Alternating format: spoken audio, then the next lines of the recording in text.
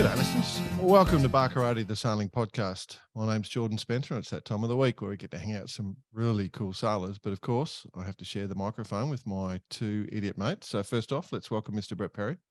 Greetings, Exalted One. Well, hello, everyone. Just when you thought it was getting a little bit sort of bland in the world of sailing, this week happens. Hey, golly gosh. I mean, we're obviously... golly gosh. There you go. Shout out to Mum on that one. Yeah, we'll run with golly gosh. But yeah, no, it's a lot to talk about this week, isn't there?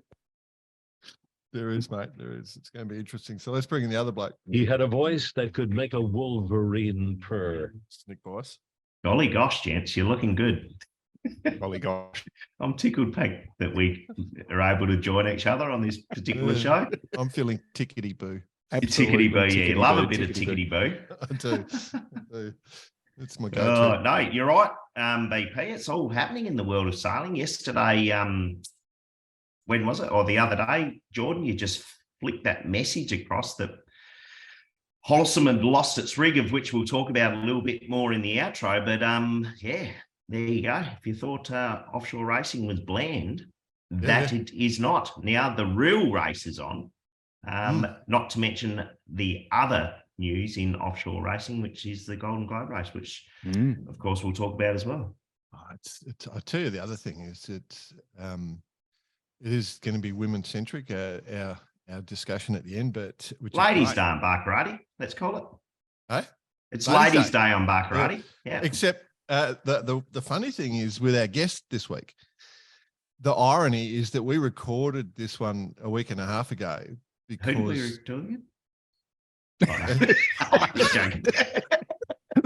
How's our continuity going? And our guest was one of the team members of Holcim PRB. So he was, it happened. Yeah. The interview happened before the mast drop. So it's going to sound a bit weird that we didn't talk about it, but yeah. So it's a nice little heads up, yeah, because we're trying to get ourselves organised in this little jaunt of ours called Barkarati, the Sailing Podcast, and get some interviews in the bank, and then this goes and happens. Well, the problem is you two idiots are too busy. You two blokes got too much on your plates, and trying to pull you together. It's like trying to launch a NASA shuttle. As I don't even know how we get a show on the road sometimes, but anyway. So I'll bring in our guest. Yeah, please do. Okay, he's been on the show a few times, episode 62 and episode 138 from memory. As we said, one of the feature part of the team on Holcim PRB during the ocean race, racing across the Southern Ocean, but also has just now announced the launch of his new IMOCA 60 as part of the Tom Riant stable for the planet. It's a great pleasure to have a bloke we love chatting to on the show, Mr. Sam Goodchild. Welcome to the show, Sam. Sam, mate, great to see you again. Thanks for joining us. Can't be happier to see you, bud. Yeah, thanks for having me. It's good to see you again. The whole setup's changed a bit since I was here last time. So we're going pro, mate. More professional. Full pro, absolute pro. Look at us. We just found that virtual background button in Zoom. Well, no, I've gone out and bought a green screen. Yeah. Oh, yeah. I still want to emphasize, you idiots, that 99.99% of the people listening to this show listen to it. They don't look at it. So for those not getting it, hey, it's not all about them, Yeah, it's about us. There's like 80 people on YouTube going, yeah, I get the joke. Good on them. Anyway, Sam, it's not you're about on us, it's about dry you, land, mate. You kicked off the boots. You've slid into the moccasins. Must be pretty good to have a bit of a relief from all that. It's pretty good. Crashing and banging. Crashing and banging. Yeah, you're either slamming or you're nosediving on those things. So yeah, happy to be on dry land. Happy that nothing's moving, and back into an exciting project. So it's a bit. I haven't really had time to chill out much, but I'm not going to complain about it. I mean, we brought it up with sci-fi last week, and I believe you've got a few things to add, but with the boats going across there and the conditions and the what they are, it's unfathomable from our side what you go through. Yeah, I mean, it was a baptism of fire for me as well. So obviously you hear about it, and then actually doing it's a whole different level, isn't it? And absolutely. The boats are a little bit ridiculous, to be honest. The foils, you just try to spend your whole life trying to manage them. and trying to stop them from accelerating too fast. And well, like Sci-Fi said last week, it's interesting because you don't really know how to do it yet, so you're learning all the time. But you come from, I mean, you were doing that whole Ocean 50. You were the king of them for the last few years, and like those things look terrifying to me because they could flip on in an instant. Which is more concerning, sailing these 60s or the trimarans? So I guess the stress on a tri is capsizing, which is obviously fairly obvious. Like you say, they're more stable upside down the right way up, which isn't very reassuring. And then the big stress to me on the 60, to be honest, was just breaking something. So I didn't know a boat could go through this. When you nosedive the thing that goes up to the mast at 30 knots, it's like what's gonna give first, and then you take off down a wave, and the boat comes out the water, and it slams down from 4 meters up, and everyone's vertebrae slamming into each other. You're like, what's gonna give up first? Yeah, you or the boat. I just got this vision of squashed humans down below, all up in the bow. Yeah, just being splat from bow to stern. Put it this way: if you're on board, you'd struggle to get through the companionway when it first starts. The leg starts. By the end of it, it'd be struggle to reach the pedestals. Yeah, no, it's crazy. Hey, Sam, I kind of tongue in cheek over the last, however long that leg was, 6-7 weeks. Called it the Great Southern Ocean Delivery, based on the fact that you're constantly trying to slow the boats down. Of course, there's times when you want to go fast, but it's all about the management of the boats. And if you just launched it completely, it could be absolute disaster zone. Is that kind of on the mark, or you just manage it and know, given the sea state, the wind direction, all those sorts of things, when you can push it, when you have to back off, when shit's going to break?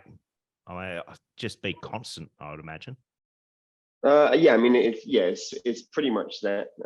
In terms of, there's times when you can sheet on and go for it, and that stops about 50 knots, or as soon as they're more than about a meter of waves.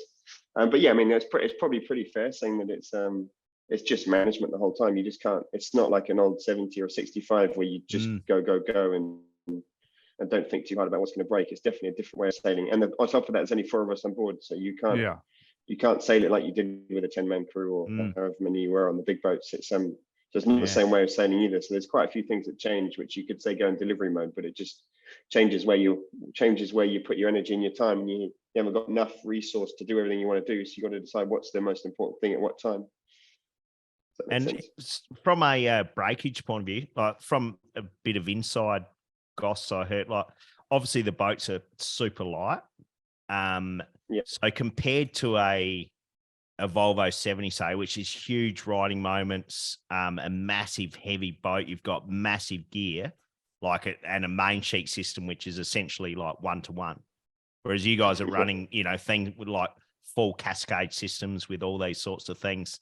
And you could almost say when the boats got lifted out, a lot of those systems look like the day they went on the boat, because they don't see the loads of what the bigger, high, heavier boats saw. Is that true, or is that kind of a bit of bullshit? There's a bit of truth in that, but I guess the problem is with all these designs, you're always pushing the limit, aren't you? If you think it's going to see 6 tons, you're going to say, okay, let's make it for 5 tons. I'm not quite, but you're always going to push the limit, whether you're on an old team which has got whatever 130 ton righting moment, or an IMOCA which is more like 40. You're always going to try and design it to be as light as possible. So I guess in a way you're right. You're seeing a lot less loads, but in another way, you're still designing it for less loads. So it's not quite the same. I guess the difference is with the foils, your load is changing so much. It's not as easy to measure as a classic monohull, because when you start going 35 knots, the righting moment your foil is obviously going through the roof. So and then the instant stops. And then the instant stops. Yeah, exactly. I don't know how we didn't break anything nose diving. Well, apart from when you jive out the back of it and you snap all your battens. I don't understand how we didn't break anything with the boat just slamming into the water. I guess they're getting better at measuring the loads going through the boats dynamically, but it's just insane. It's insane, mate. I reckon it would suck coming back in a second life as an IMOCA foil. Just constantly bending and under load and under stress. Yeah, and you see the tip of them, fucking, they move like 50, 60 centimeters when they're when you're at 25, 30 knots. It's just like, where's that coming from? Wow. Oh, and how does it do it? Yes, bloody hard to imagine. But considering it's the price of an average house out there, similar to an airplane wing, right? Like when you take the difference between when it's at no load compared to when you take off, it's 3 or 4 meters difference at the tip. Yeah, it's huge. But I got to say that Holcim, she's fast. There's no doubt. Holcim PRB, that boat is fast. Particularly, it seems like in the marginal lighter stuff, she's able to go. So the question for me is it the foil? Is it the fact that you can drive her a little bit harder than the other boats that doesn't nosedive as quickly as some of the other boats? What's, is it newer design? What's going on? Or it's the sailors, Jordan, of course. That's what I was going for. 100%. The legends. No, what do they say about sailors? It's your skill about everyone else's against everyone else's luck. No, I mean, definitely a lot of that is down to Kevin. Kevin's obviously spent a lot of years in the design office. He designed, at least 2 bank pop boats, maybe even more. So he's won the ocean race. So he's got a very good hat of going sailing and working in the design office. And I don't know if you read any of Abby's stuff, but I mean, he's a guy that lives life 100% the whole time. He's never off. He's on or off, and he's normally on. And he's got an intensity and an eye for detail and a desire for everything to be perfect. But to be honest, the fact that the boat arrived in one piece, the fact that the boat goes so fast is in a large part down to him. Testament to him, yeah. So the boat was put in the water last year, and it's fairly similar to the 11th hour boat with a few modifications. So the bow's a bit different, the position of the keel and the foils are a bit different. The foils are not quite the same. So there's a few mods which is good, but I mean, definitely a lot of the design and the performance of the boat is pushed and driven by Kevin. Have you sailed with him before? Hats off to him. Have you sailed with First him time. So you spent that whole time in very, very close quarters, and now you're obviously, as we'll allude to a little bit later on the show, we'll go into what your plans are. He's done a lot of sailing in the IMOCAs, and did you get much time to chat about what's going on? Kevin's someone he's always, like I said, he's always on. He's always kind of chatting and talking, and he's a good communicator and he's a good driver of people, like to pull the whole crew up, especially if someone's down, even if someone's not down, just to pull the whole crew up. Honestly, I admire him for it. And yes, you have a lot of time to talk, and he talks what he's thinking as well, whether it's good or bad, whether it's how to go faster, whether it's what he's thinking, obviously more foil, less foil, whatever it is, he's always talking. So you kind of helps everyone to be on the same page if you speak the same language. I've got this vision of Kevin. Like you're racing, you've come off out of Cape Town, you're zooming along. Okay, we'll just take a little bit of foil off here. That jib's looking good, blah, blah, blah. That's when my boat sunk. Pull on some main. It was just sort of boom, straight into the middle of the conversation and continued, that's without a thought, you think, just without it. No emotion. Yeah, we actually went a couple miles, not far from where his boat did actually sink in flat water and calm sea, so it's all good. But yeah, we chatted a bit about that. He's got some good stories, the Kevin. He's had a few interesting experiences between breaking the Jules Verne record, spending a week in the Pacific on Jean Le Cam's Vendee Globe after being rescued by him. He's got a few good stories, that's for sure. Did he kind of put his hand? Oh, this is close to where we sung. I think I dropped a bit of cheese over the side. Have a bit of a look. He's got a GPS position on the map, so you don't forget it. Don't worry. And his girlfriend, how did you get on with her? His girlfriend, she was, until the last 3 days, she left us alone, to be honest, and then she perked up and gave us a nightmare. She if you hear something's going wrong, I think Abby was just jealous. That's all. Exactly.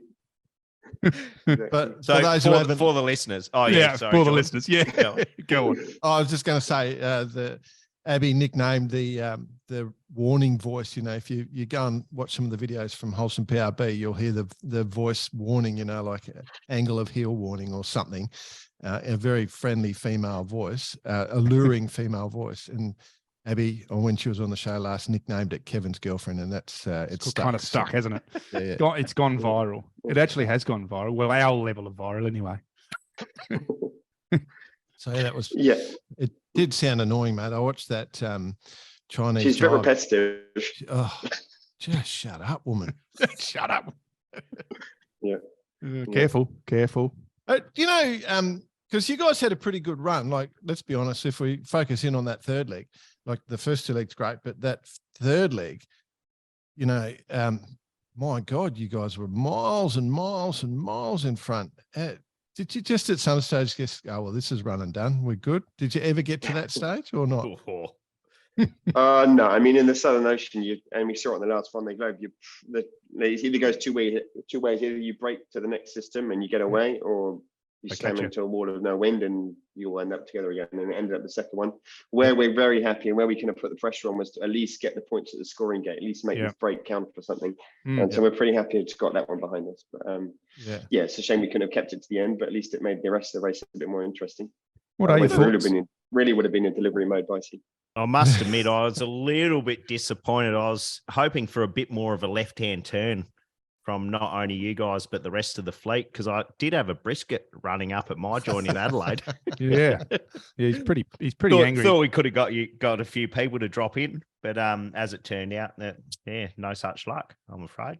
You all went for the scoring gate, believe it or not. Don't know about that. So yeah, I guess no one really expected that before the race started, did they? I didn't. Well, maybe when we do it again, we'll just go a bit more planned and go a bit further south on the barge, mate. Yeah, correct. Mate, can't expect these guys to go off then. No, that's right. They're focused pros.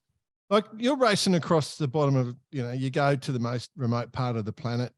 You know, you're miles and miles and miles away from everyone, except for the fact that all of you are right next to each other. So that was one good thing. But, you know, like, say going up the mast in the Southern Ocean, you know, where you're doing your checks, is that like much more nerve-wracking than just if you're doing it across the Atlantic or something like that? For me, the bit that's nerve-wracking is when you start getting to big seas and big winds, because that's when you're like, well, if something happens now, helps a long way away. And the fact, I mean, you don't see an airplane flying overhead, you don't see a ship going past once a day. Literally between Cape of Good Hope and Cape Horn, you saw nothing, absolutely nothing, apart from a few other IMOCAs hanging around out there. Apart from that, we saw nothing. So it's I mean, going up the mast, you only really do it when it's fairly calm and all's good. But no, it's more when it gets a bit gnarly. You're like, well, now if something goes tits up, it helps a long way away. Yeah, it's a bit daunting. We saw the I think the article this week that Abby had commented on, based on, you know, from you guys on the IMOCAs and someone in the space station. The person in the space station is closer than any other person around the world to you guys. Yeah, we looked. So you actually looked into it because well, when you got nothing is else that a myth? I've been banging. True. I've been using that one for ages. No, it's true. But actually, there's quite a few places in the world you're closer to the space station than you are to the land, because it's not that far away. Yeah, it's not that far away. No. Go on. No, I was just saying. I think there's a few places in the Atlantic and the Pacific, not only Point Nemo, but it's only 300,000 or 400,000 miles, 300 or 400 miles away. Like, it's not actually that far. Yeah. But I don't want to spoil the myth, but the myth is true. Jordan mythically lives like that every day. Well, I wish you guys would get closer to me. I feel as though I'm on the space station. Hey, one of the cool things about that leg was that speed run. So you guys did just under 600 miles in 24 hours. Tell us about that. Because Bicey's had a world record too in the past too, doing the ocean race. So, you know, your legends can compare notes. Yeah, we'll just sit back and praise you. Go on. I think Kevin was disappointed we were 20 miles short of him having the monohull and the multi-hull record at the same time. But anyway, we'll have to go back for it again. Oh, that's a good point. Yeah, from Newport across, you'll have a shot, mate. Don't worry. For sure. Yeah. So, I mean, I guess it was perfect conditions, which actually happens. Lining up the perfect conditions is actually the hard bit to do. Actually, sailing 25 knots, 24 hours, most people could do. But it's just finding yourself in front of the front when you got flat water, steady breeze, and the boat's going quick. I think our average wind speed for that record of 25 knots was less than 20 knots of wind.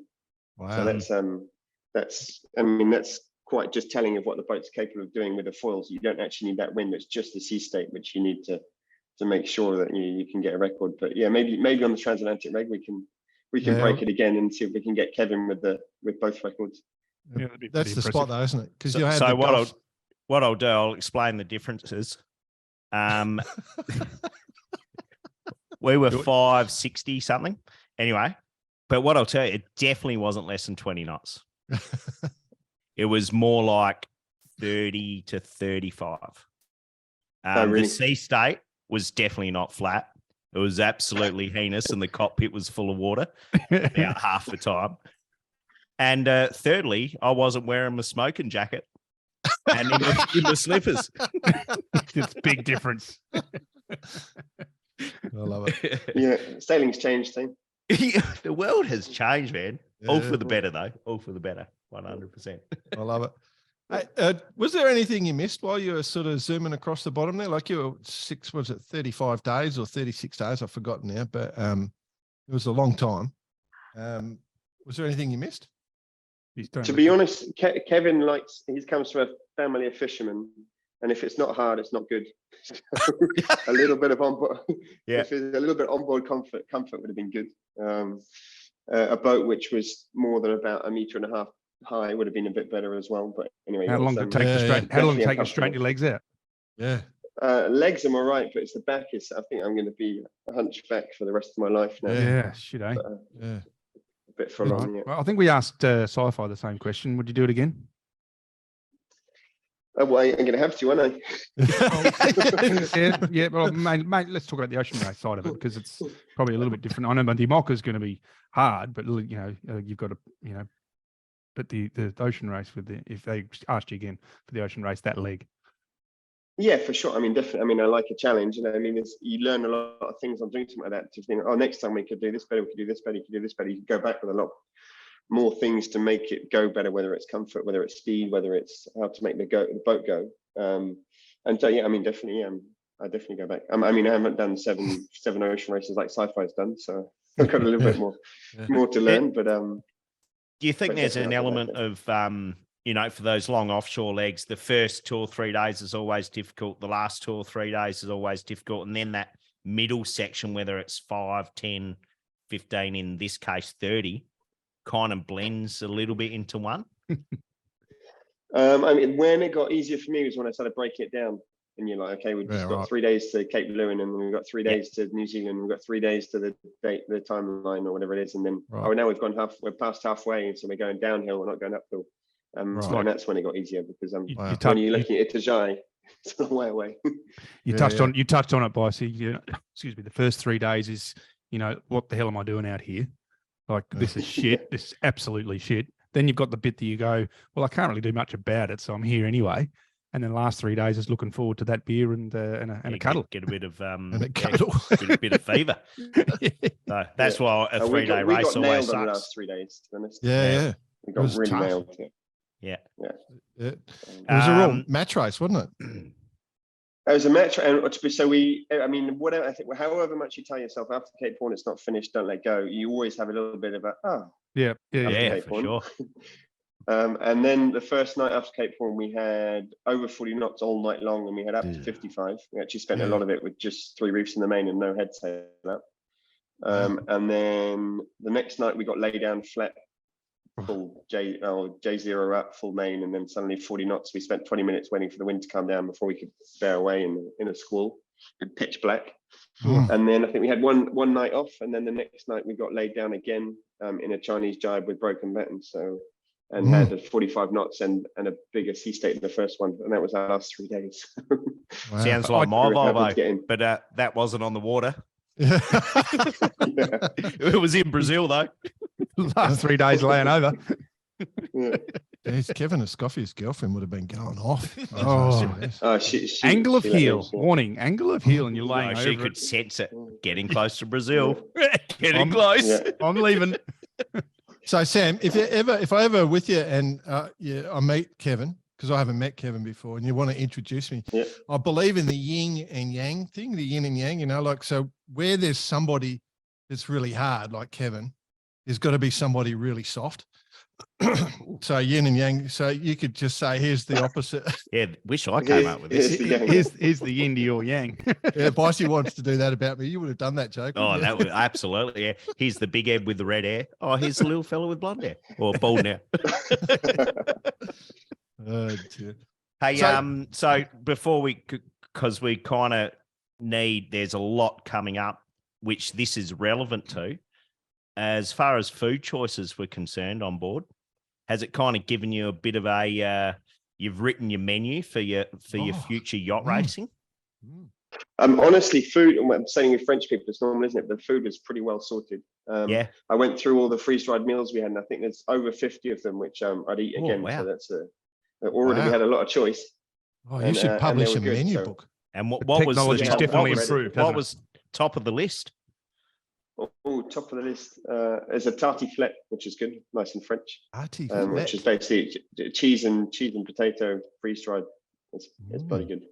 You should do a book, mate. That'd be Wee, cool. wee. Every yacht racer in the world would be looking for that. Yeah, Trabian. Yeah. Oh, it's a good choice now. It's probably better than it was when you were doing 560 miles a day, Bryson. Oh yeah, the food choice then was a couple of peanuts, I reckon. Couldn't That's cannibalism, Bicey. which If was you- soaked. Here, watch me catch this. Woo.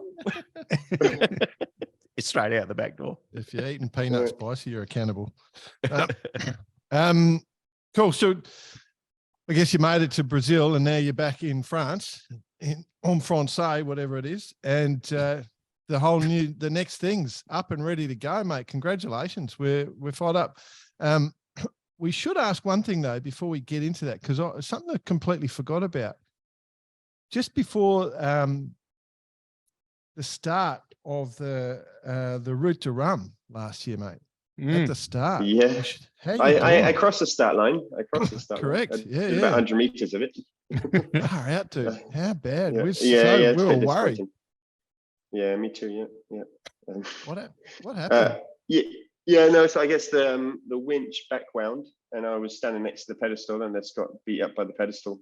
Wow. So I was pretty lucky to be honest. I got a bit of a scar, but unfortunately, it missed my eye, my jawbone, or my brain, and it shattered my cheekbone. Really? A little bit of hole in my face, and then I had both arms, which we thought were broken, and actually ended up not being broken. But I've still got bruising. You can still see bruising today, and you can still feel kind of blood clots or something going on. Hematomas. What 5 months later?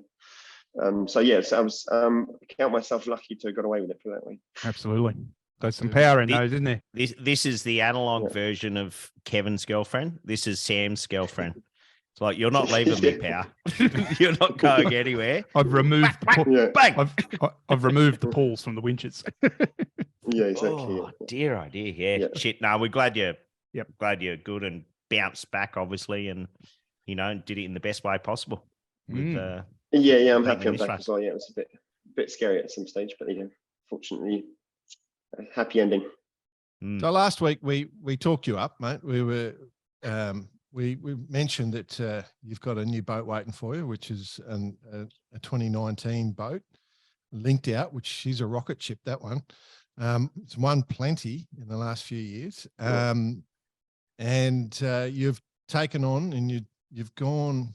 You've been working with one of the greats, Kevin Escoffier, and now you're going to work with young Thomas, who's in that team. You've got great sponsorship, and you're out to save the planet, I think, was part of the deal. But mate, you must side, you reckon?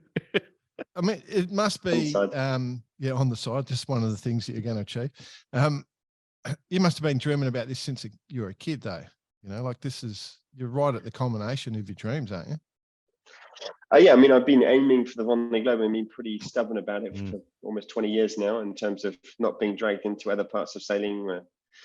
Even if I've enjoyed different things along the way, I've been fairly stubborn as to say, well, if I've got a choice to make, which one's going to get me close to the Vendee? So to get a chance to do it now and get a chance to do it on my first Vendee Globe on a proven boat, like you said, which has had some performances in the last couple of years, I don't think I could really hope for much better for a first Vendee, especially when you see nowadays new boats are so complicated and so hard to put together. I'm not even sure a new boat for a first Vendee a year and a half out would be a good idea. So honestly, I couldn't really hope for a much better setup to go give it a go in 18 months time. Yeah. Tell us about the sponsor. Tell us about the goal.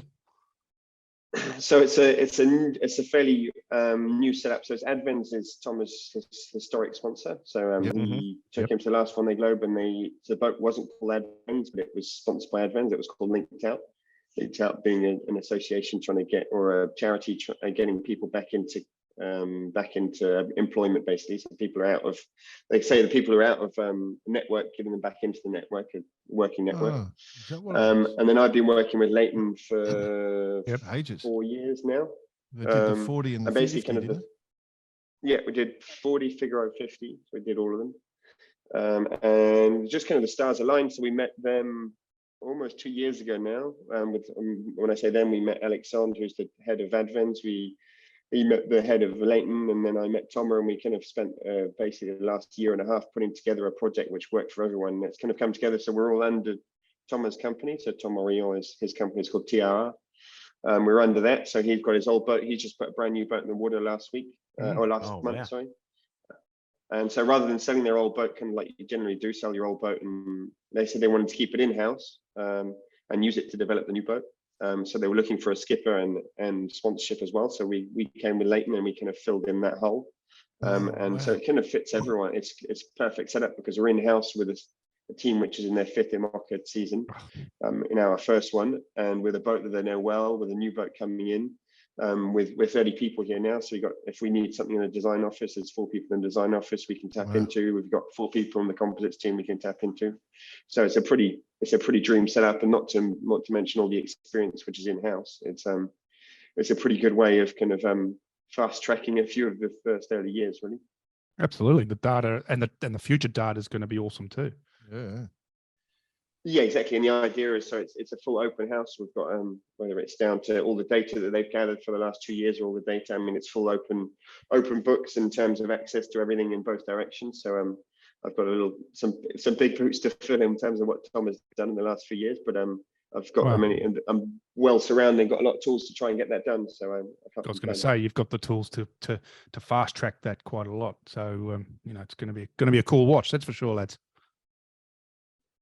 Well, so yeah, and then so the people and planet thing. Yep. Not for the Jordan. Oh, for the Jordan. Yeah. The people planet Jordan was still looking for the funding, but I'm sure we'll find you a boat if you need to. No, the people and planet is, rather than putting their names on the boats, they said they want to kind of use it to promote what each company is doing for people and for planet. So whether that's Linked Out or the Magenta project that Leighton and Advent have been doing for the last few years. And the idea is a few technological things, and really on the business side of things, not necessarily with walking around with reusable water bottles and we're taking the plane less, but really trying to make a change from the business side of things where there's a lot more potential impact, as opposed to just each person on an individual level. So there's a project that's being created at the moment, but it's the desire is to try and do things, or make sure we're doing something which is having an impact that goes further than just individuals and our little world of sailing, most importantly. Wow, that's a big goal. It's interesting because you'll, completely went blank there. I had a really good discussion. I saw you off. No, I was going to say, actually, I remember exactly what I was going to say. Joining TRR, like you have, there's a lot of advantages, but one of it is that you don't have a lot of the stresses that you would have if you're trying to hold your whole team together, like you're walking, you can focus on sailing a lot more is what I'm trying to get to.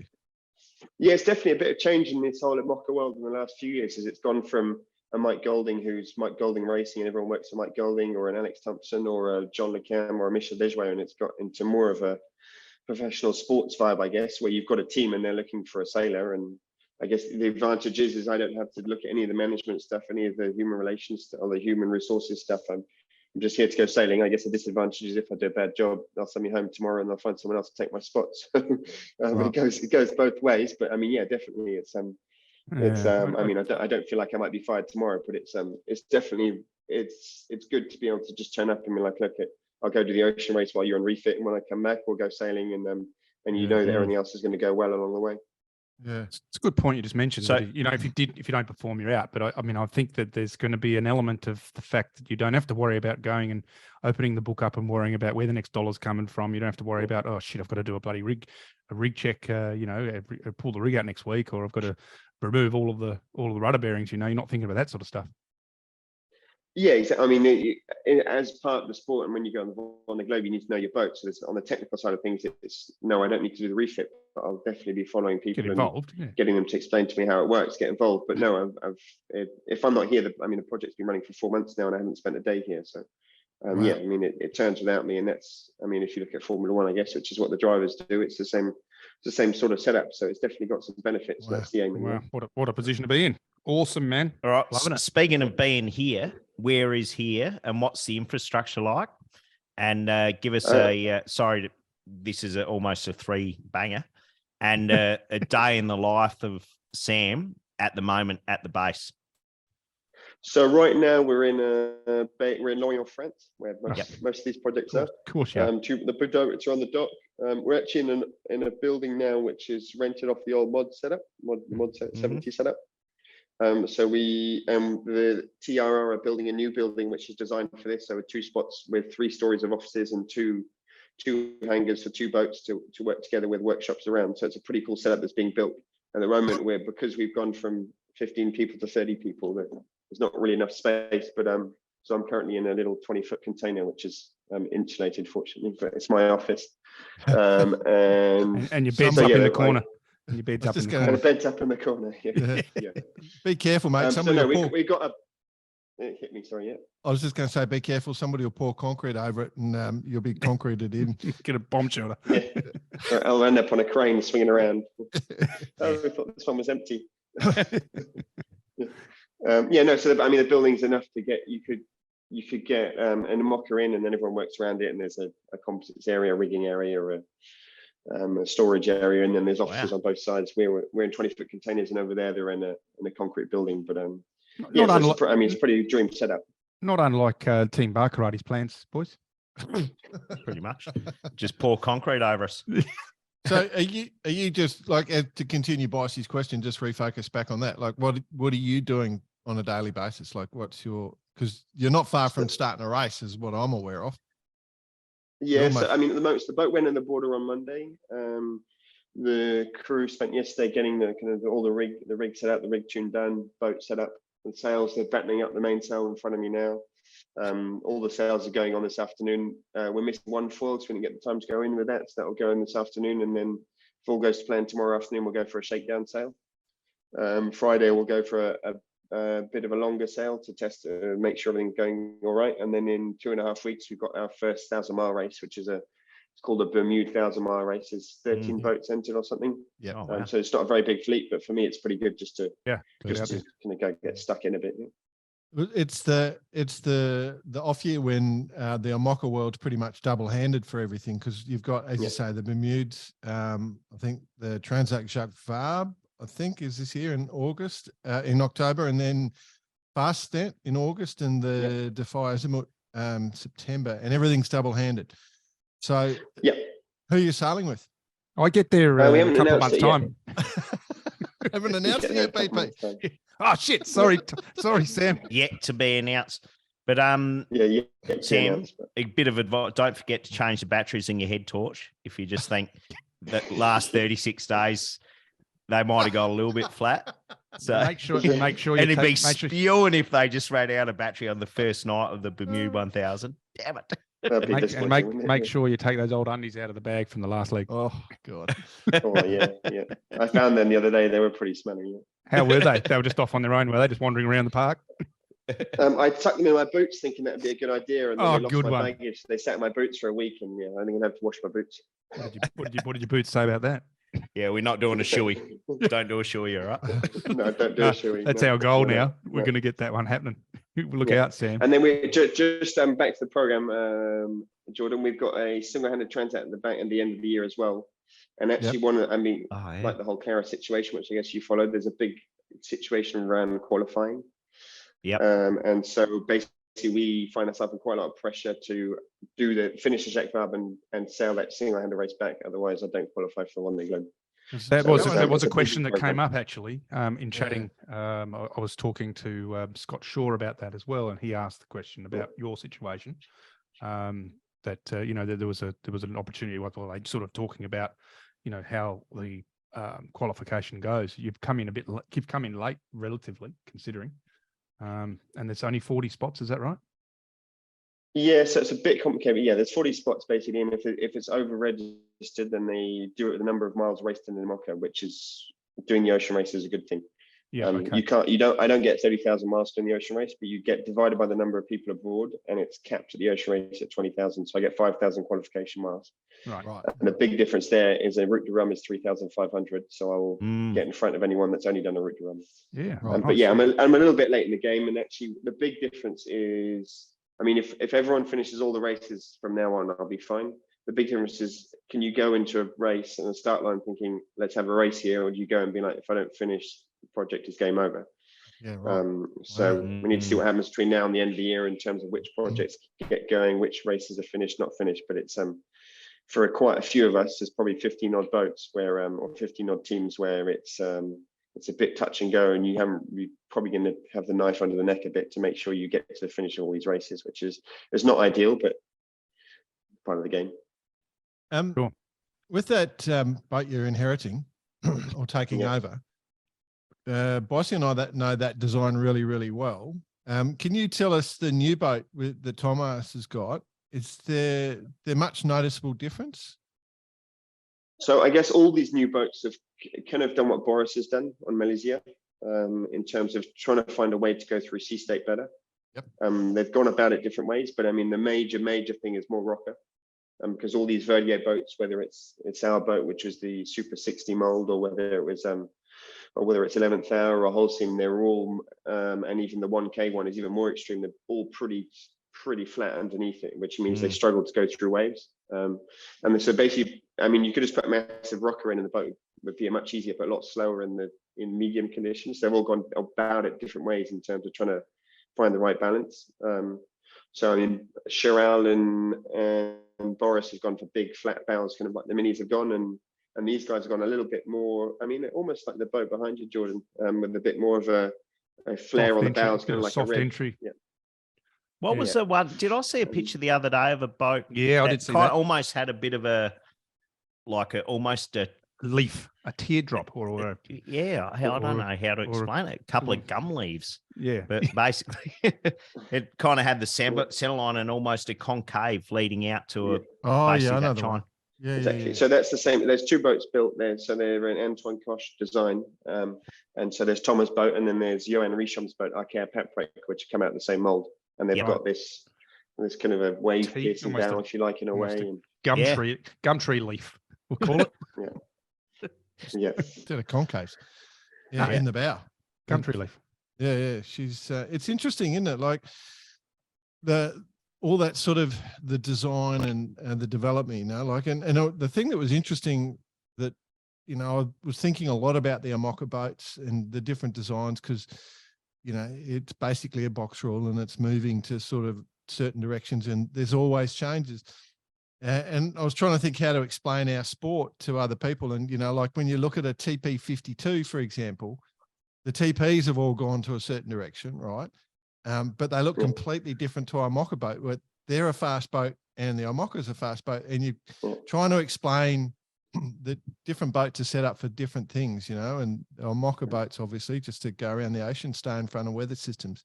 But it's funny how our sport is really defined by what you do in the sport. I think that's the important thing to understand. Yeah, what you do and what the rules are. Where the America's Cup have gone, where they've gone with these monohulls with the rules, which has pushed them that way. Like, I don't think there was a lot of criticism not that long ago as to should we be trying to foil a monohulls? It's not going to work. And now look where we are now. It's amazing. So the rules push you in a certain way, don't you? And I guess you discover new things when you push it a bit. So it's a good one, like for the rule makers, right? To actually not only change the boats to see what we're doing now, and we just saw Team New Zealand this week spent 4 hours in honking Northley or whatever it was on Hauraki Gulf, just blaring around like in the 72, right?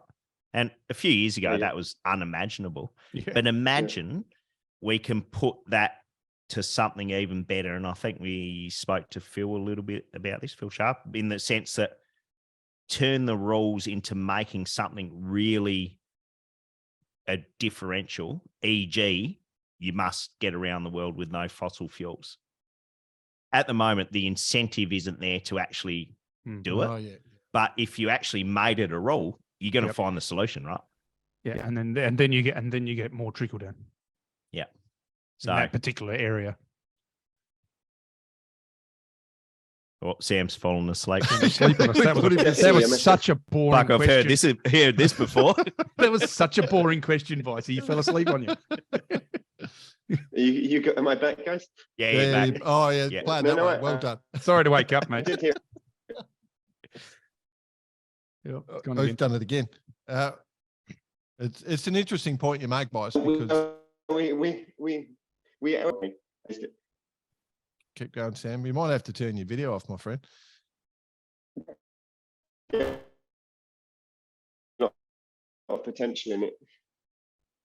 I'm not sure why the internet's gone bad. It's all right. All right. We'll You're just back. mark down. Can you guys mark see me down- okay? Yeah, Yeah. good, mate. We can hear you. We'll mark the time and we'll just start talking from the question. What was the question again? Oh, no, I forget. No, you didn't. No, No, you were talking about by putting it in the rules, Yes. then the development happens. So you were talking about, no Of diesel course. power. Yeah, I mean, it goes down to everything, doesn't it? You can, I mean, today it's designers in all these classes putting in millions and millions of energy into making stiffer carbon and bigger foils and trying to make you go faster. If you can design into a rule a way of having less impact on the environment, whether it's a carbon cap of your project and saying that you can't go above a certain carbon cap, then you can say, oh, maybe we'll put a hemp deck on the boat and we could have bigger foils, or an electric engine, and then we could have a longer boat. I don't know. I'm going off on one now, but it's definitely intelligent ways of, rather than spending all the time and energy and resources that we put into trying to make faster boats, which all we really want is boats which are similar speed to have good racing. If you put that into having a less impact or working on technology which could reduce the impact, and especially if it's a technology which could be upscaled into other markets like shipping and cargoes and things. And I mean, that's when you could start talking seriously about having a big difference in our world, isn't it? If you could, in the cup, they could do the same thing. In our world, we could do the same thing. And I guess the difficult question now is measuring a carbon cap. But if you can make all these design teams work on something a bit more progressive and positive, and there's definitely a lot of potential around this. Oh, that's easy. You guys are already doing it, right? So it's the amount of miles divided by the sailors times by the amount of carbon. It's pretty simple. Yeah, exactly. Well, I mean, there's definitely, with all the information we're getting out of the 11th hour and the studies they're doing, I mean, the knowledge is getting closer and closer to be able to do something which keeps good racing and can have an impact. So I think we're not far off it, and there's definitely the desire for it around sailing nowadays, isn't there? So yeah, I absolutely. think in the next months, if not years, we're definitely going to see some fairly radical changes which might change the sort of design office you have. Yeah, I'm totally super excited to see what happens with Phil's hydrogen powered thing. I think that's going to be a really cool thing. We know that there's the technology there, but it's still yet to be proven. So looking forward to that. Yeah. What about for you, Sam? What race do you look forward to? Is it like the Fastnet, or is it around the world, or what one are you getting most excited about? I get a bit philosophical on you, Jordan, but after my route drum accident, one thing I've learned is make the best of what you got, because it can change pretty quickly, and not to put all your weight on one race. I mean, we spent 2 years getting ready for the route drum as our pinnacle event. Try and go for that.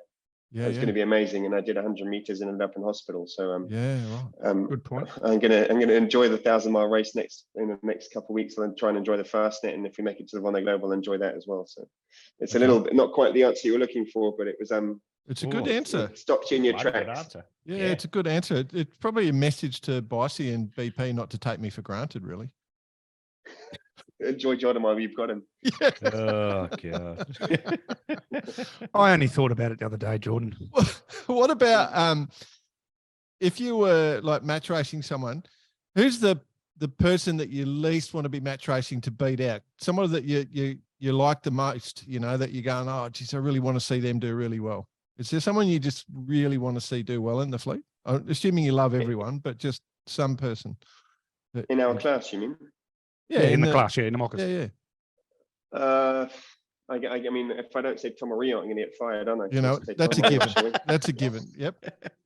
But outside your team, okay, we know that's a given, but that you guys want to do well. So there's, it's a big, honestly, Kevin, he's had a huge impact. I've just kind of looked at the way he runs a project, looked at the energy he puts in, looked at the perfection he wants out of the people that work around him. I mean, he's definitely up there as to someone. I think he deserves it. He works hard on it, and it's by no means lazy. So if he gets a good result, it's definitely because he's worked hard. And if we made it to Tajai with a boat in one of the best conditions out of, or the least problems anyway, out of everyone, it's a very large part thanks to him. So I admire his way of doing things and try and learn off him.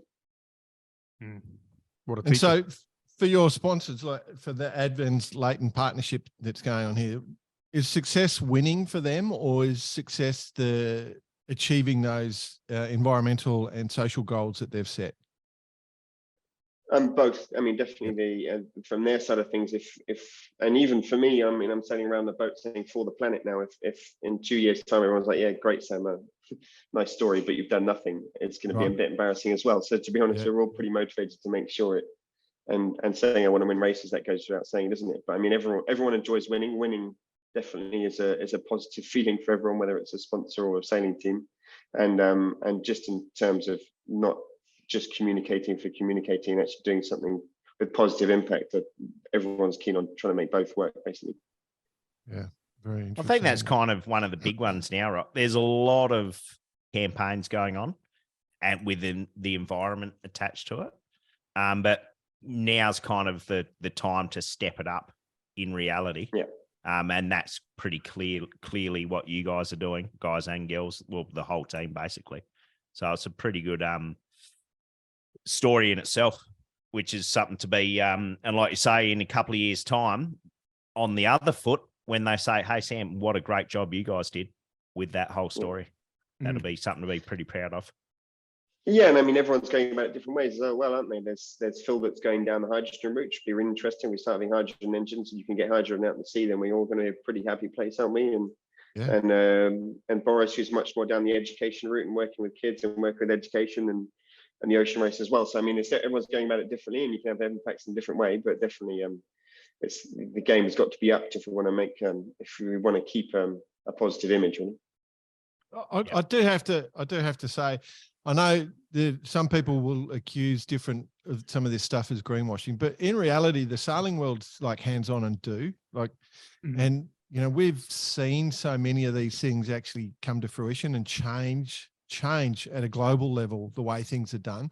And so, anyone that's a skeptic out there, then probably investigate a little bit closer, because it actually genuinely creates change, these programs. And so, and we've seen it right in front of our eyes, and we've seen it happen. So, it's something our sport should be proud of, in all honesty. Yeah, and it's also really easy to point fingers and pick holes in what people are doing, isn't it? Because nothing we do is perfect. No, of course not. So I mean, it's really easy to, look, they're developing hydrogen boats, but they're flying around the world with their carbon machines. It's just greenwashing. But I mean, if you don't go via somewhere, you're not going to get anywhere, aren't you? So I think we need to stop pointing fingers and saying, oh, look, that's bad, it's not as good as they're trying to sell it to be, and actually try and be a bit more positive about it and get everyone on board, and you can make the impact go even further. So I definitely agree with you. Yeah, cool. I think we're just about up for time here, mate. We love talking to you, as you know, and we'd just have you on every week if we could. But about to get boring, don't worry about it. No. Well, we're super excited for this opportunity for you, mate. I think all of us, when we heard, we're just like, oh, you beauty, this is fantastic. And I think the only other thing I'd say is, I reckon half the fleet, well, 98% of the fleet are going to be shitting their pants now. Hopefully, that'd be a good plan. Good way of it planning out, wouldn't it? But no, it was good chatting to you guys. Thanks for having me, and anytime, it'll be a pleasure. Yeah, no, good. Keep a close eye on it and keep us all updated. So, what's best for everyone to follow? Just TRR racing, is it? Or via your socials? All the communication is through my socials now, or mine and Thomas' socials, depending on each project, of which, if it if it involves both projects, it will be on both things. And if it's just me, then it'll be on my social. So Sam Goodchild, Sam. Be a pleasure to get involved and share any information about the French world of sailing as an Englishman in L'Orient. Yeah. Oh, they should write songs about that. No, that's different. No, no Sam, awesome, mate. Love having you on the show, and looking forward to all the updates. Cool. Cheers, guys. Yeah. Thanks, good on you, mate. Well done. Yeah.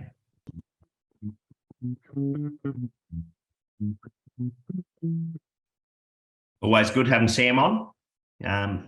Friend of the show, of course, and going to be good to see him paid his way on a mission that he's been working towards for quite some time. So, and I mean, no better place to be doing it out of the Tom and Rion stable, for that matter, on lessons learned, and not to mention lessons learned from what he's been through during the ocean race. Of course, one big lesson, like you mentioned at the start of the show, Jordan, that now they're actually floating around and the big race starts from. So where are they going to get to? How are they going to get the boat there? Like, just the logistics behind that is a mission. A massive mission. I was actually wondering how they're going to do that the other night when I got that note last night. I was just trying to work it out. I'm just going, this is going to be tough. You know, they've got a couple of weeks. Well, they don't have long, but I guess the boat, you know. Basically got to get the boat to Newport. Well, get it to shore first, safely. Yeah. Get it to Newport, ship it would be this. I'm guessing that's what's going to happen. Offload it at great expense to management, one would believe. Drop the new stick in and off they go across the Atlantic and break the 24-hour record. Well, I think we might as well continue this conversation. So for Holcim PRB, you know, with the dropping of the rig. So before we do, I know we recorded this, obviously, the interview with Sam before it happened. Do you think that maybe he thought that he had to go into something else for this leg anyway? Thought something, you know, like, oh, just, you know, I'm gonna go. You think he had a premonition, is what you're trying to say? or you're saying he cut one of the stays before he left? Just to... No, he didn't do that. But you know how it is. We live in a world of superstition. Well, all right. So first off, Bossy, I mean, you and I sat in lots of meetings with the ocean race, and part of the whole boatyard was to have the plan of having spare parts all distributed around the world. So, you know, we had mast sections and masts located around the world in quick shipping away. With for Holcim, wonder where the nearest section is lying around. And who owns that section? Yes, is also the next thing. We know they're a shortage. Yeah. So that's the first question. So where is there a mast? Where is it? And the good thing is it's a one design component on the boat. So, you know, it's not like they have to create a specific mast and build it up. But that where's the mast going to come from? And they've got a real short time frame because those boats will be in Newport pretty quick once they hit the trade winds. So, and then the turnover time. But if there's a mast there and it's in France, they might have to fly it. It might be. It was a little bit to know where they're sitting, whether there is one in the US, and like I mentioned, who owns it also. Word has it the 11th hour had a spare rig, but everyone else is waiting for a rig. Yeah, so you wouldn't be sharing. There's no way you'd be sharing. I mean, the risk is high. Exactly. Too high, especially that Atlantic crossing. Like if you're Charlie and Mark, that's, you know, you'd probably be difficult to say no, but it's the right answer is to say no. But anyway, yeah. Did you see the little update this morning about what they believe had happened, Jordan? No, I didn't go for it. J2 swivel apparently has failed. And the mast fell over backwards. So obviously it was the only thing in the air. So as we've already discussed about this, did I see a video that the mast is completely gone? Yeah, it's a photo. The photo? No mast. Yeah. No mast. Yeah, they had to get rid of it. We published it, Boss. I just flew back in from the helicopter shop. Baccarati. You look good sitting on top of a drone, actually, just dodging the rotors. It's a big drone, but he had a little helmet on. So a big helmet. So, excuse me. So two of the things that we mentioned going into the race is with the 60s was, excluding the consumables like tearing sails and damaging rudders is unexpected. But the two areas that we knew that IMOCA's had risk was the slamming area. Mm-hmm. Okay. And I think, Bicey, this is all you basically discussed this. And then we discussed that the breaking point is the rig as well, because they're overloaded. But if you're right, BP, in saying it was a J2 swivel going, that's not really a rig failure. Yeah, it's not as though it's an overloaded thing, like it's a bit of equipment failure. Yeah, one would imagine. So shit, one of those things, like it happens. And unfortunately, it happens at not very convenient times. No, absolutely. But yeah, gee, it's a shame because that boat was looking pretty dominant. And yeah, well, that's offshore yacht racing. That's offshore yacht racing. That's exactly right, BP. That's exactly why we right. love it, even though it hurts sometimes to say it. Best of luck to. But what I will say though, and best of luck for the shore crew who will be fully engaged in all of this. At the time, it seems like the biggest ball ache in the world, but by the race end, the boat will be back on the water. There'll be a new rig in it. Somehow it's going to happen. They'll continue in the race, and you'll look back at it at the end of the race and go, actually, that was the best part of the race in the sense of what you have to do, both physically, logistically, and at a global sense as well. That's what really brings teams together. Yep. It won't happen overnight, but it will happen. Fine now, but earlier.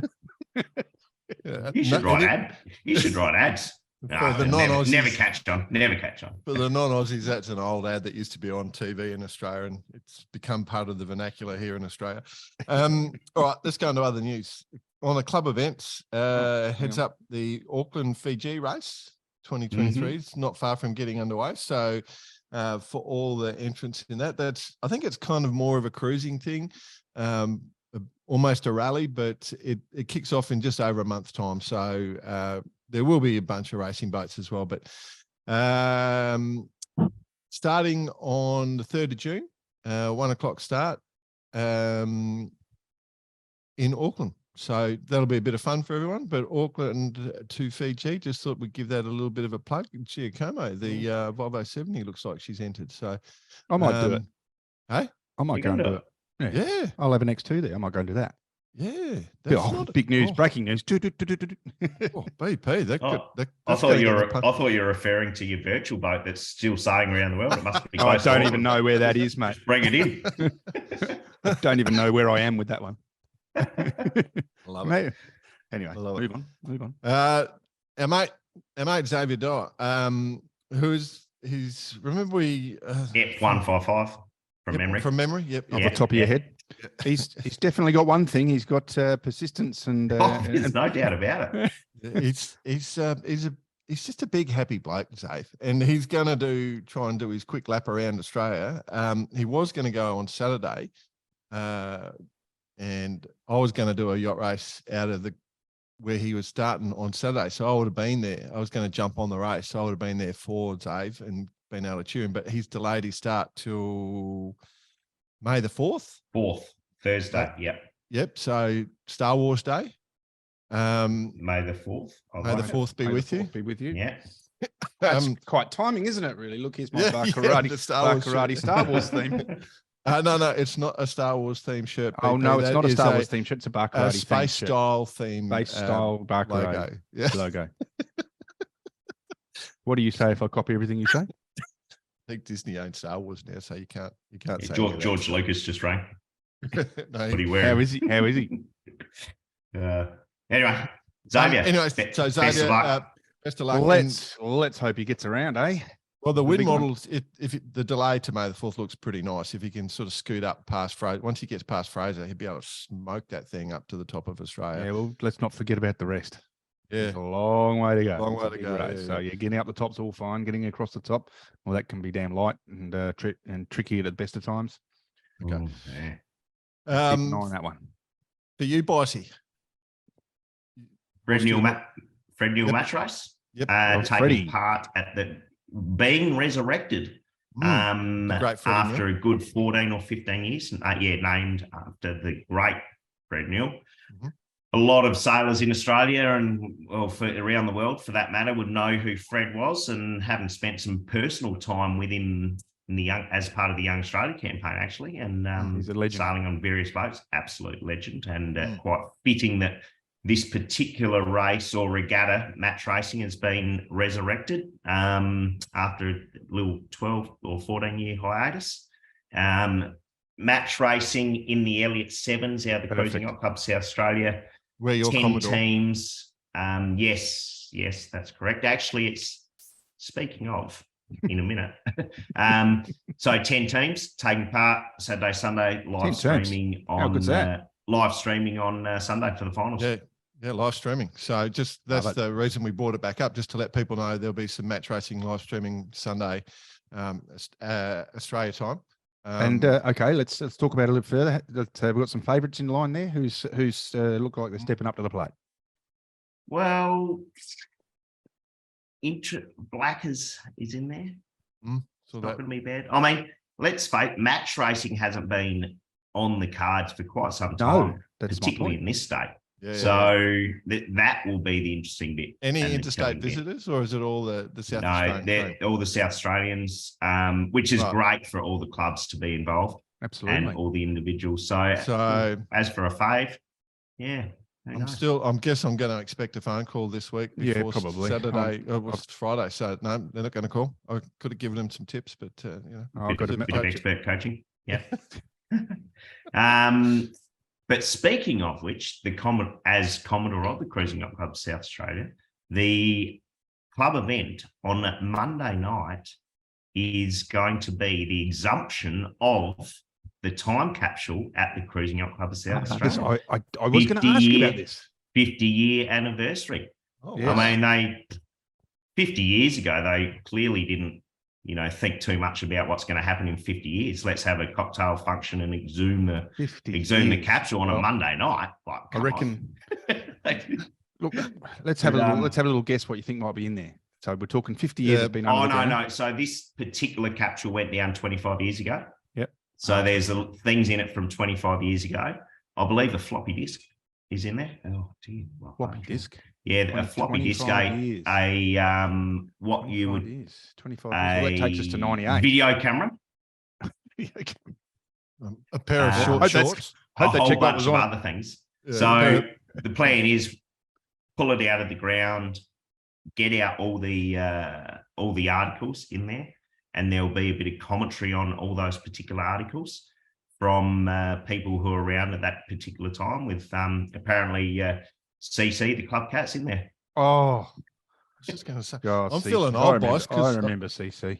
I was sailing at bloody Cruising Yacht Club South Australia in 1987. Yeah, well, there you go. Early bells. I wonder if they've put me in the container. Some of you. So, club event. Wouldn't have fit all of you in there. Yeah, just a part of my head. Yeah, good luck with that. Port Stephens is underway now. Yes, which is a huge regatta. That's a good one. So, and are you racing this weekend with that, Boss? Is that what we're talking about recording? I must admit, there is a TP regatta up in Port Stephens, and I'm watching all the stuff on socials about Sail Port Stephens, and I'm like, shit, have we missed it? Yeah. It goes on and on. It's a big event. There's lots. Yeah. So next weekend is that as the third. Third stage of the TP Gold Cup on the East Coast. Speak Media Business will be up there, along with I think what do we have? 10 in Newcastle, so probably be similar numbers, I would suggest. Cool. All right, let's move on. So let's get to the Jack Lloyd Listener of the Week. Right. So many emails from Etchell sailors about this schmozzle that's going on. So a female, I don't know if she was young or I don't know who it is, but female competitor. Yeah. From the Etchell Worlds wrote a piece on Scuttlebutt and made some comments about being harassed, and it's caused some consternation across the Etchell's class, and all sorts of things. And then our mates in Anarchy just put their Anarchy spin on it. Must be hard being that bloke, I tell you. Just be perpetually angry all the time. I don't get it. But anyway, yeah. So any thoughts? Are we even able to talk about this? No, well, it's in the public forum, right? Yeah. But I mean, are we qualified to talk about I think we need to look at this from, from a point of view of where and what Bar Karate stands for. I mean, Bar Karate is based on pathways, is based on the love of sailing, male, for female, everyone. for everyone. And that's what we promote and push. Now, this particular topic, although it's it's age old. I mean, it's what do you say other than it's age old? It's just not. It's come to the fore in this situation, and good on her for standing up. She wants to be a part of a scene as a sailor, as a respected person, and that's what she's asking for. And unfortunately, there's a few that still, let's say in apostrophes, live in the dark ages, and it's happened. And so, I think it goes on not just in sailing. I think it's worldwide, and I think it's sort of getting more and more noticed. Look, at the end of the day, that behaviour, not only in this day and age, but ever, is unacceptable, right? Yeah. And especially in the sport that we love and that we actually represent and talk about and try and promote, to actually hear about this is, it's pretty, it's not good at all. I mean, as a sailor and as an actual sailor in particular, I put, and let's go back to the regatta in South Australia, Bicey. You're there during the week. Your shorts and t-shirts, you're covered in zinc cream, you're on the water all day, you come off the water, you do a bit of bar karate and have a beer. You're chatting away to everyone. It doesn't matter male or female. And that's how it is. But then it changes when they go to this presentation, apparently. So that's the part that sort of still stands out as this is still going on, and it does have to stop. We'll put it this way, for the listeners, there's plenty of commentary out there on it. You can form your own views, but I don't think there'll be too many people out there who disagree with this this competitor on and think that anything like that's acceptable. So yeah, there have been quite a range of responses. So obviously, you guys make some great points, and I guess the underlying gut feel for us all is that we just want it to be fun for women. We want it to be fun for everyone. To attract more women to the sport, as opposed to culturally deter. Culturally, with this whole, the tradition is a man asks a woman out, which it should be both ways, in my opinion. So, and I guess some people are just shit at it. Is what I'd say. Some people don't have the right approach. You're saying pretty piss poor approach. Well, probably are. They probably are full of a bit of piss. Yeah. So what the class has put a response out there, which I'm not going to read. You guys can all look that up. But the author, the person that wrote the article, said if you really cared about increasing women's participation in sailing, and I think she's addressing the actual class, then you would actually respect us as people, not just as sailors. And I truly appreciate all the men who do respect us and support us. You are thankfully the majority. To the good guys, please help us put the creeps in their places. Yeah. So we're there for that.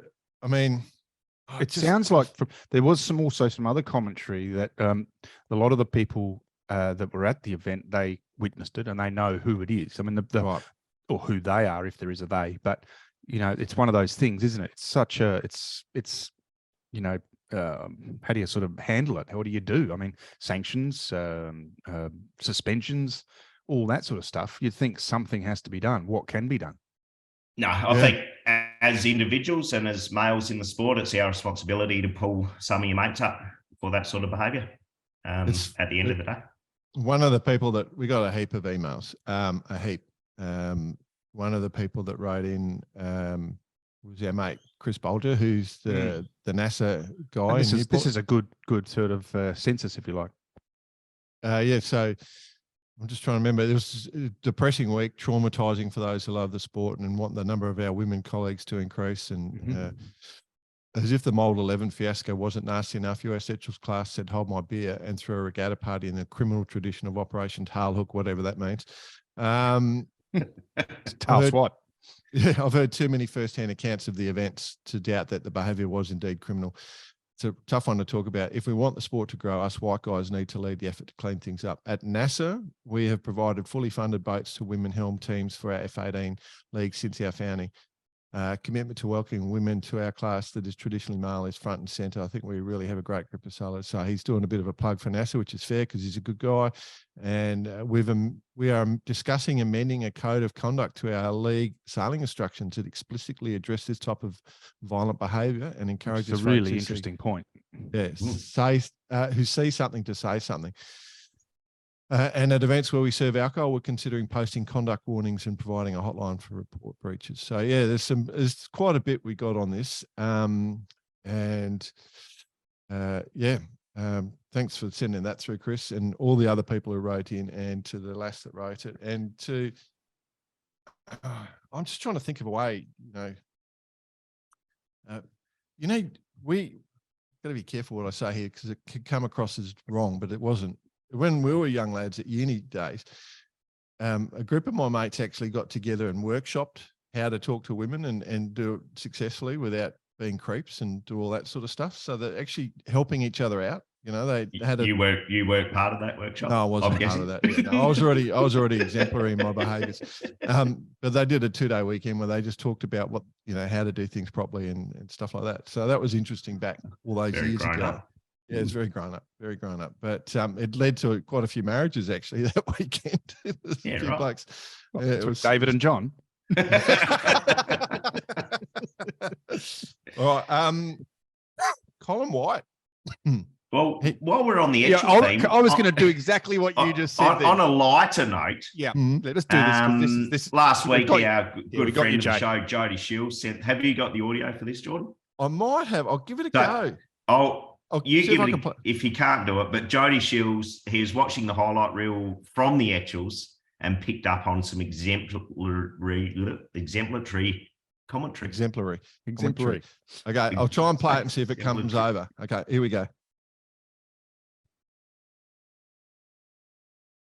Negative. No, it's not coming through. All right, I'll give it a crack. The Pen from Australia, Jean-Claude Strong from Woolloomooloo, New South Wales. Now, can I? Let's just listen to that one more time. The Pen from Australia, Jean-Claude Strong from Woolloomooloo, New South Wales. Where's that place? Where's she? Where's Where is Jean-Claude from? Well, I've got to say it's Woolloomooloo, and her sailing club is probably Woollahra, and the CYC of Australia. Woolloomooloo is what she's trying to get out of my mouth, and she ended up with that poor commentator. It's so hard doing it. It's not mate, fair to laugh. Even as an Aussie, absolutely it is. The first time you drive past that sign in Sydney, just as you're heading into Woolloomooloo, you do have a bit of a chuckle. Well, it's not too different to Mooloolaba. No, that's good. That is good. Anything with two double O's and two double L's is really. So I'm going to award Listener of the Week to Jody straight away, and that new Ambita folding arm awning that you're going to buy, you'll get the appropriate discounts. Thanks, Josh. I think he just fired something else through as well. About Kristen Newshuffer. Save that. We'll save that when we do talk about the Golden Globe race. Before we move on to our Colin White email, Jean-Claude Strong obviously is a very respected female sailor here in Australia. Absolutely. Sails with One Savage Armin and Sam Newton, and here's a perfect example of I guess passion and being a part of it. She is so respected in Australian sailing and the world sailing for that matter, and the time and effort she puts in. She's lovely lady. This is exactly, and this is what it's all about. And this is where, we as sailors, not just male or female, should be aiming at her type of commitment. I mean, it's phenomenal what she does. All right. Yeah. Okay. The next one is Colin White. He sent an email. It worked. I've won our club championship with 2 races to spare. See, it not only works for the big end of the sailing world, but also with old ex-rainbow sailors as well. So this is the Sabre state champs. What Colin is referring to is the reverse curse. And I'm just going, did we interview Colin on bar karate.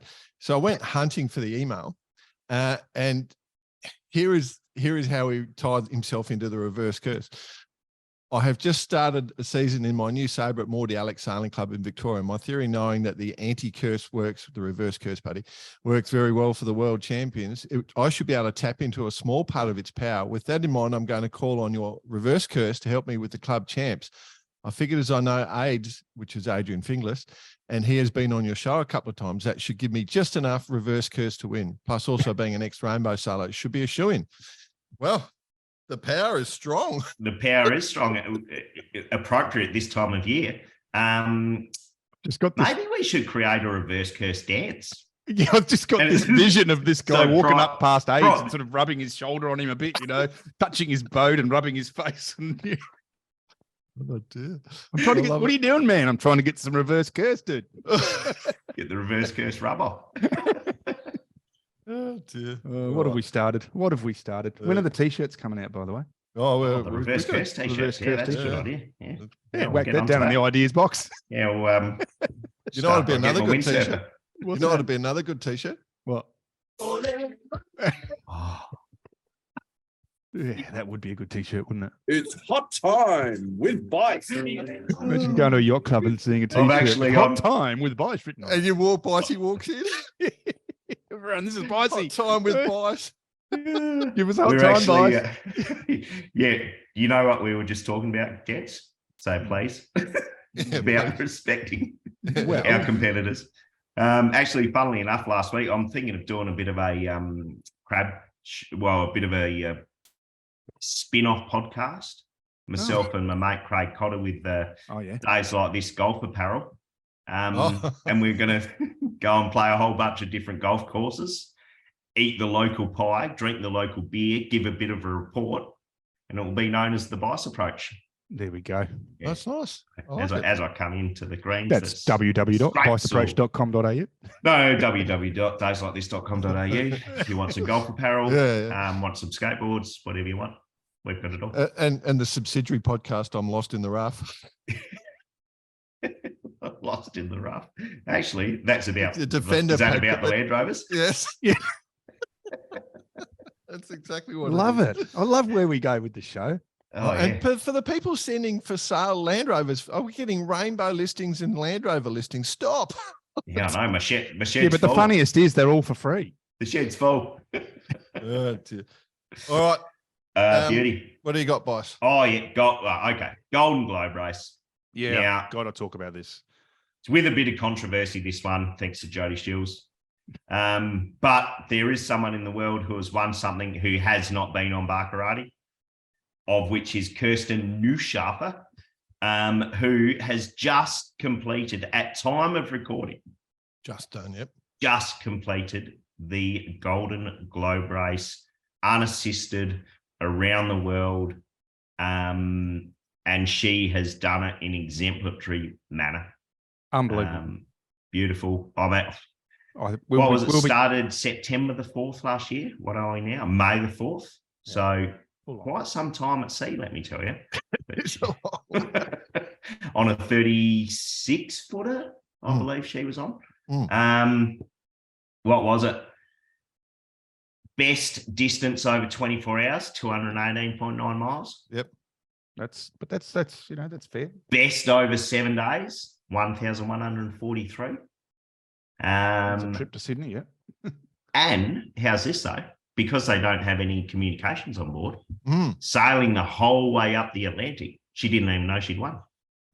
She was She's leading. just sailing. Yeah, because there's no AIS, there's no idea. So Oh, what a surprise. And what a story. Let's see if we can get that. That'd be And awesome. taking nothing away actually from the one of the other competitors who got downgraded a class and he actually on the water won overall, but he stopped to fix a bit of equipment in Portamont, and then rejoined the Golden Globe race in what I think is called the Chichester class. Correct. Yeah.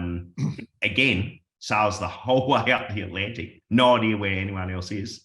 Turns up in La Sable alone. Oh, No one's here. okay. Yeah, cool. Awesome. And then I'm either Kirsten, really, really late or I've won it. yeah. Then Kirsten rolls up. Gets all Oh, the did I accolades. win? Yeah. Oh, yeah. By the way, you've won. Well done. So, Yeah. key to the city. It's one of those things, isn't it? The narrative when I read it this morning was, oh, this guy shouldn't be here, shouldn't be doing this, and he shouldn't have got the accolades, and he didn't win. And I'm going, guys, okay, let's all just chill out. He just sailed around the world. Doesn't matter whether you stop one place or another. And okay, he didn't win the Golden Globe race. Doesn't matter. Yeah. Let's celebrate the fact that some bloke gets off his chair at home and decides to sail around the world. I mean, come on. There you go. So, and not forgetting second over is the Abhilash Tommy, an Indian. This is why we didn't laugh at the lady doing the commentary for the Etchells. What do you mean we didn't laugh? I lost it. Anyway, I want to hear it again. Who in himself has a pretty amazing story, definitely worth checking out. I think there's So listeners, a if you lot of got the time, stories in the whole go fleet. suss it out. Keeping with the theme of the show, on Ladies' Day for bar karate. Oh, yep. Clarice has announced her campaign going forward. And a new sponsor?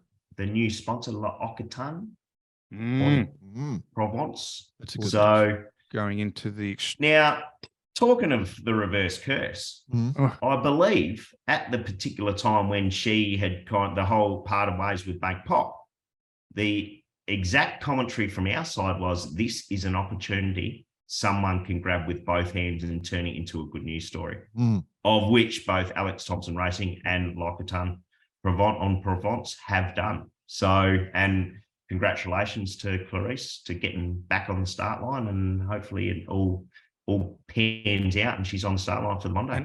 And on to the reverse curse side of this. Okay, there is, and we're allowed to talk about it.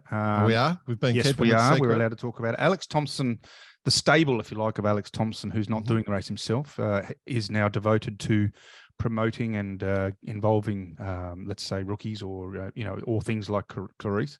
The boat officially has been. Not that she's a rookie. Not that she's a rookie, but different sort of projects helping. and helping out people, which is, I think, facilitating teams. Fantastic for someone of Alex's experience to do. The boat actually was bought effectively by Scott Shaw, who has is trying to get into the 2028 IMOCA, who we had on the show. So there we go. There's a little link there. Good luck to Clarice. So yeah, because everyone, I guess Alex was receiving a lot of congratulations, but Scotty, the Canadian sailor, actually paid for the boat, and it'll probably, because it is the gunboat that had been for the last few years. Yeah, I mean, the plan is he is looking at obviously using that boat, but I think it still have a lifetime by 2028, if not a lot of training, and then potentially something new in that period. But the cool part about all this is that there's a pool and a team of people working together. The story of Clarice obviously is quite topical with what we're trying to say here. It's great. Perfect timing for everything. That was just criminal behaviour that she got dropped by Bank Pop, and it chased them out of the class in terms of sponsorship, such a long-term sponsorship, but the justification was unforgivable. Yeah, anyway, because she's had a baby. Yeah, no man has ever suffered that. I just don't get that. What, having a baby? Well, that's it. That's just a double standard. Anyway, no, you're right, 100%. Anyway, on with that. The positive is good on her, and good luck to everyone involved. And obviously, that's a huge thing to watch over the coming years as we watch a new team develop and a bunch of new sailors. Smash it. Excellent. Cool. The other one I've got on the list, boys, is Hayer. Currently, well, it'll be finished by the time people are listening to this. There'll be winners and grinners. And a bit of an insight as to what the Olympic classes are going to be looking like, and who's going to be at the top of the list by the time 2024 comes around. Good times. Can't wait for the Olympics. God, I can't wait for the bar karate live commentary from the Olympics. No, that's going to be. Oh, no, I'm definitely not commentating anymore. Oh, no. Why not? Yeah, people will record what I say and then play it back. Jody will be there. He'll have the whole studio set up, just recording everything, waiting for me to trip up. Oh, I love it. Can you play it again? Love it. Cool. So, anyway, all good, Right. lads. I don't know. I think it's fantastic in general. The Right. whole week of sailing. It's exciting. There's a lot of things going on. Yep. Yep. Here. Yep. So just get out there and get amongst it. All those people. Good luck on the weekend, boss. My race is cancelled. I was going Why to is it cancelled, actually? Oh, the swell. We've got such a huge amount of swell. Like Oh, right, getting in and yeah. out of the Gold Coast Yeah, at the moment. yeah, It's a bit sure. dangerous. You got waves at Mooloolaba as well, then. So, Definitely. The are you going to waves. try and go out and get the world's longest wave again? Well, I'm going to have to on my ski because my knee's not working, so I can't stand on a surfboard at the moment. Do we need to get a cameraman out there just to make sure? Well, you could. There'll be about We 5 might be million able to see it people. on the webcam. Yeah, the webcam will get you there. Just see like this red dot just flying past. Oh, there goes Jordan not wearing a helmet. It's long the world's weekend in biggest wave. Queensland as well, so there'll be plenty of action. Everyone will be up here on holiday, so plenty of action. But good luck, and but the wind's dropping out, so it's going to be glassy and huge swell. So it's like a fantasy up here. This is a recipe for your world's longest wave. That's it. And BP, if that note you sent out this morning about our guest, the hardest person in the world to get an interview with, and BP they want to come it. on the show. Yep, done. Wow. I'm in pushing that one. Such a huge name. That one's insane. Yeah, It's good to be. I'm going to go back Bark into my little nervous box again with that one, I think. Where's Lock it in, BP BP. gone? Oh, in his nervous box. Anyway, we think we're running out of guests. We just keep finding more and more and more. So hopefully you still enjoy the show. Oh, and actually, if anyone has any suggestions, by all means, send them in. And it doesn't have to be the top of the sport at all. Anyone with a I'd good like to story. do more cruising stories. I'd love to get into that a little bit. I think we need another whacker though. One of those ones. We had a cat extreme. sailor for a while. Yeah, Yeah.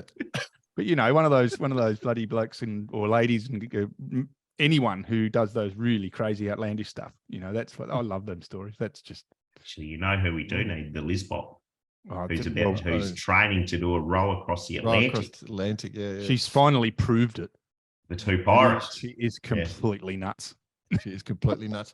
The other rumor going around, 2032 Olympics, the Wingdings might be in for the 2032 Olympics. So you're training. Word on the street. Word I on the should street. start training. Yeah. And the race course is literally about 400 meters from my house. Well, that's the point.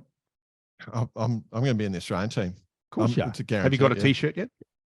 I'll make one up. The Barkarati Australian Olympic team. I haven't put my board together yet, so. I haven't even got one. Hey, come on, we're rambling on. All right, yeah, cool. Rightio. Thanks, everyone. Shut it down. Have a good one. Bye.